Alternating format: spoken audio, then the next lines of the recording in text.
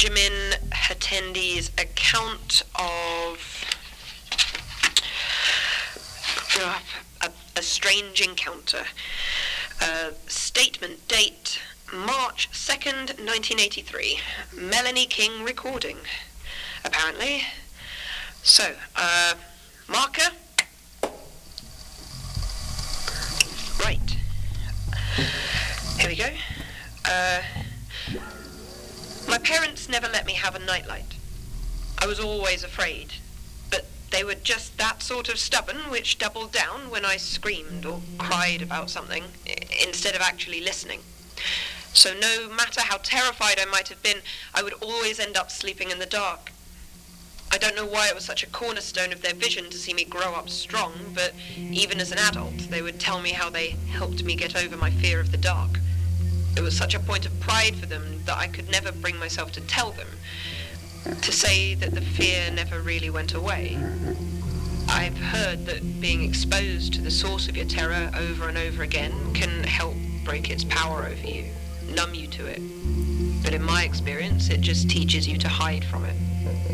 Sometimes that might mean hiding in a quiet corner of your mind, but sometimes it's literally a blanket. It wasn't a specific blanket either. I didn't have it from childhood or carry it for security. It was just whatever was on my bed. Thin summer sheet or thick duvet, it didn't matter. As long as I could duck my head underneath it and curl into a ball, I was fine. Weirdly, the fact it was still pitch black when I was underneath those covers didn't bother me a bit. The darkness beneath the blankets was my darkness. It was warm and cozy. I trusted it. But that cold, hateful gloom waiting just beyond the thin wall of my sanctuary never really left my mind. Eventually I grew up, like pretty much everyone, and as the years passed I forgot my childhood fear. The blanket was just there to keep me warm. Until last week. The mother of an old friend of mine, Robin Patton, called me out of the blue. Now, at that point, I hadn't really seen Robin in about 3 years, but she sounded close to panic, so I listened. She told me she hadn't heard from him in almost a month, and was convinced something terrible had happened to her son. Apparently he lived alone, and I was the closest friend to Robin's address. She begged me to go over and see if anything was wrong. I feel a bit guilty about how long I put off going, although in the end I guess it didn't matter. Robin and I hadn't parted on bad terms or anything. He was just a bit dull, and I had no real wish to bring him back into my life. Still, I couldn't not check on him, not after that phone call. So eventually I drove the half hour over to his cheerful suburban bungalow. It was almost evening by the time I got out, and as I walked up to the front door, I noticed that none of the windows were lit. I was reassured, though, when I saw a shape watching me from the kitchen. I couldn't really make it out, and it disappeared almost as soon as I'd seen it, but I managed to convince myself that it was Robin. Probably wondering why I'd shown up at his door unannounced. I kept telling myself there was no reason to feel so uneasy. When I reached the front door, I saw it was open, and shadows spilled out of it like paint. It wasn't open so wide that you could have seen it from the street, but it was immediately clear that something was very wrong with Robin Patton, and I already regretted getting involved. I expected the door to creak when I pulled at it, but the hinges moved in complete silence. Inside, everything was gloomy, lit only by a few stray beams of sunset that had managed to slip in past the heavy curtains. There was no sign of any figure watching me from the window, but something in the light made the shadows seem as if they were moving, forwards and backwards, shifting to a beat that only they could hear. I fumbled for a moment or two looking for a light switch, until I was able to flick the ceiling lights on and the shadows retreated back to where they should have been. Inside, the place was an absolute mess. Robin had never been a tidy guy, but it looked like it hadn't been cleaned in weeks. A thin film of dust coated everything, and there was this rancid smell pervading the place that I thought must have been coming from the fridge. On the wall hung a calendar still pinned to January. From the looks of things, he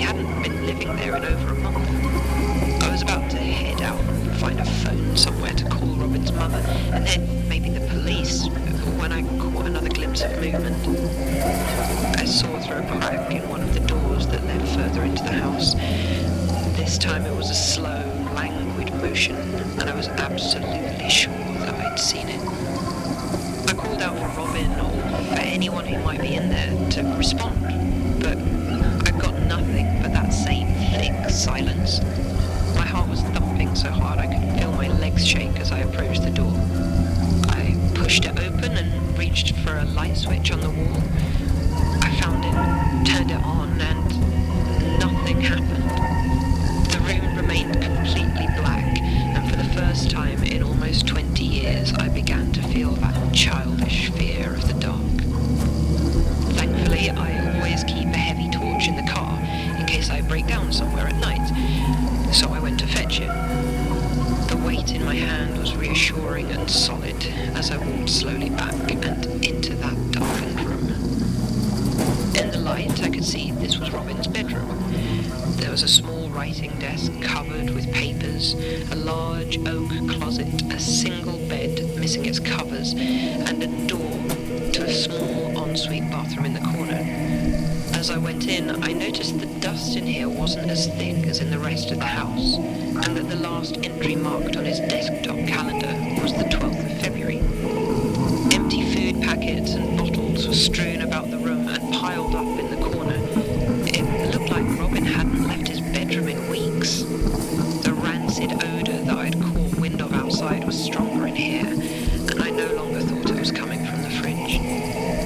Slowly and carefully, I made my way towards the wardrobe.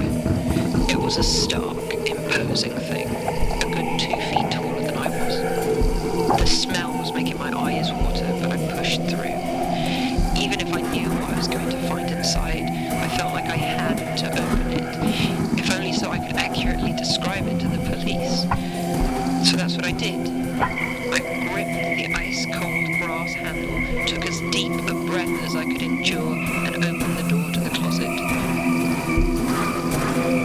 The shape that slid out did not, at first, resemble anything I would have called human. It looked like a large, wet bag, glistening and slick, with a dark liquid that oozed from it onto the floor.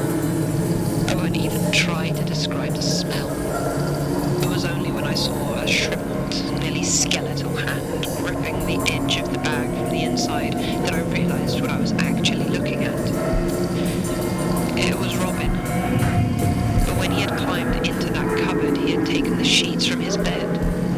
He had wrapped them tightly around himself as he sat in there, clutching them in what I can only assume was mortal terror, and now, in death, they had fused to him, his own putrefying fluids mixing with whatever gross liquid had soaked into that thick fabric. How long had he sat there waiting? Hours? Days? Had it been since the 12th? 2 weeks before I had come to check on him? And as I stood there in utter horror, the growing pool of dark liquid touched the tip of my shoe. That's it. That's the moment that I believe it started for me. I don't know why particularly that moment fixates me. There must have been dozens of other ways I called attention to myself, but even so, whenever I look back, I cannot shake the conviction that it was that moment I sealed my fate, because I didn't watch where I put my feet.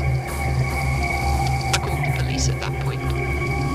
They were very understanding, although once a search turned up nothing, they didn't pay any attention to my insistence someone else had been in the house. For all the strangeness of it, there didn't seem to be any actual evidence of foul play, so I was really just offered some condolences and sent on my way. They were the ones that called Robin's mother in the end, and to be honest, I'm glad. I don't really think I could have handled that conversation. And then it was over. Nothing for me to do but go home and try to process what I was feeling, what I had seen in that dusty bungalow. And I thought I was doing okay, at least while the daylight held. But that night it came for me. I woke up at 2:40 in the morning. I don't know why. There was no sound to disturb me, just a sudden and urgent need to no longer be sleeping. And as I opened my covers, I felt that old fear of the dark hit me again with such force my muscles began to seize up. I raised my head just enough to get a clear view of the door to my room, and I saw what I somehow knew I was going to see. It was impossible to make out any details of the form that stood in the doorway.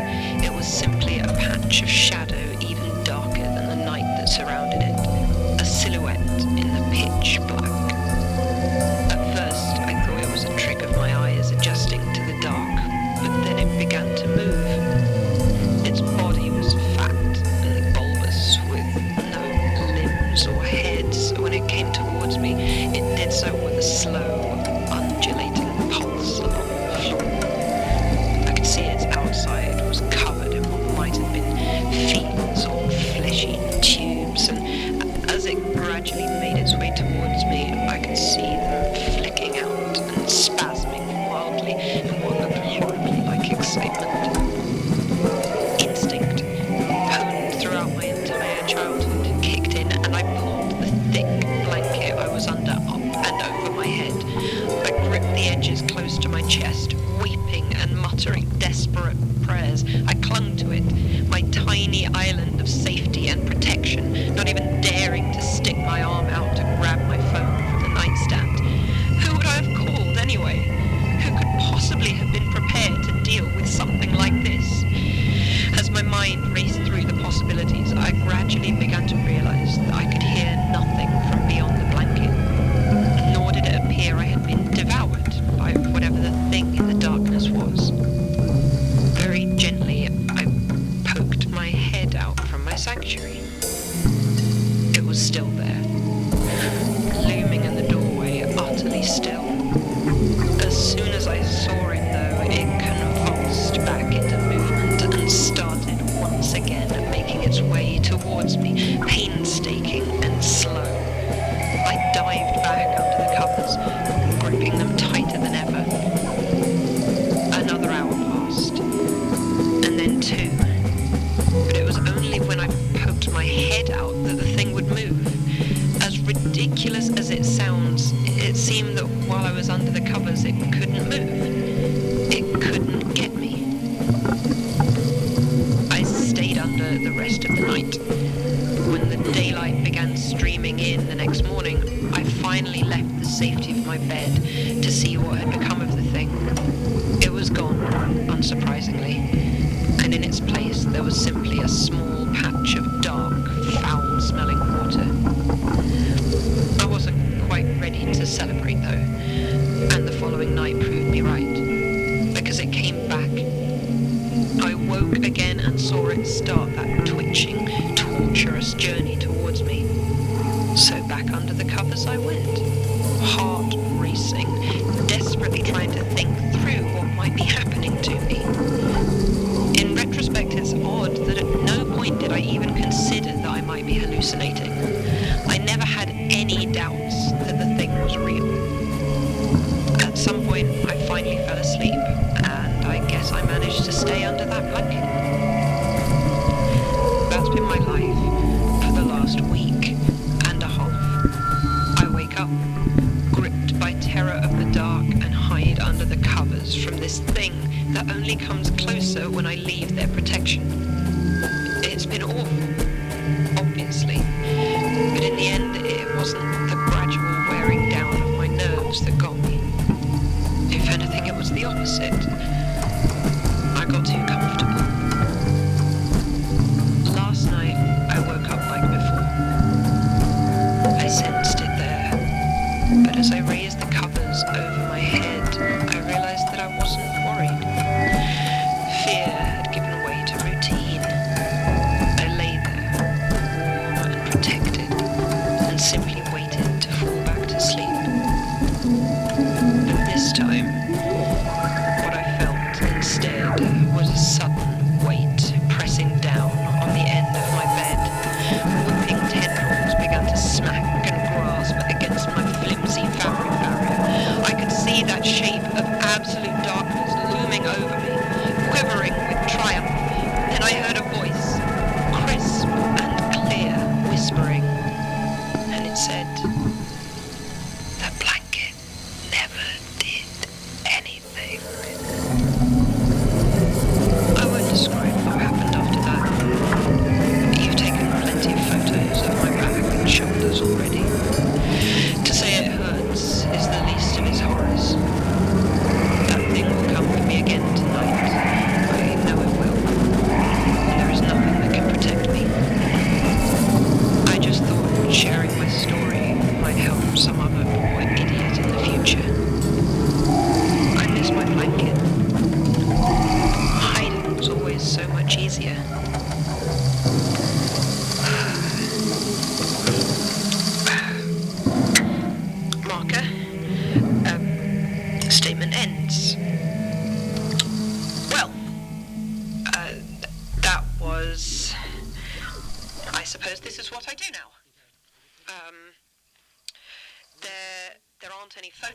in the file. Certainly not of strange supernatural injuries. There's a photocopy of a death certificate for Benjamin Hattendi. Looks like Martin has highlighted the cause of death. Says unknown. Possible biological agent. All samples incinerated. It's dated as March 7th, 1983, 5 days after this statement. Then there are some old cuttings about Robin Patton, profiles from magazines. He must have been quite something in the hiking community. Apparently he wrote a book, something about the best natural pools and lakes for swimming. Yeah. Mostly just background fluff and pictures of the guy emerging topless from waterfalls. Wasn't bad looking before, well, that. Anyway, doesn't look relevant. I suppose that's it. The only other thing in there is a sealed Ziploc bag containing an old fabric tag. Fantastic. Looks like it might be from a mattress or a duvet, maybe. It's got some rather pronounced dark stains on the end. It's probably nonsense. It's all probably nonsense. But I'm going to keep it sealed. I suppose that's a wrap.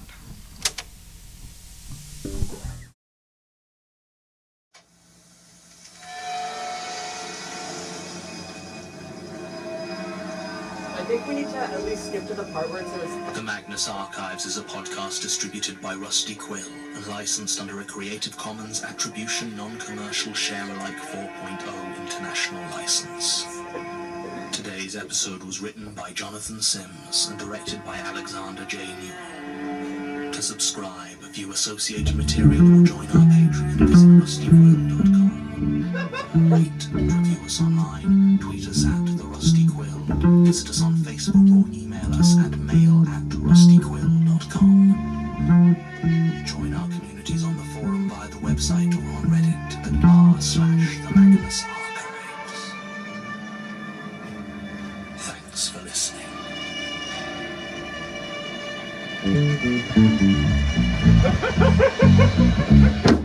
Foreverably Tempting, Take 2. The Magnus Archives, Episode 82.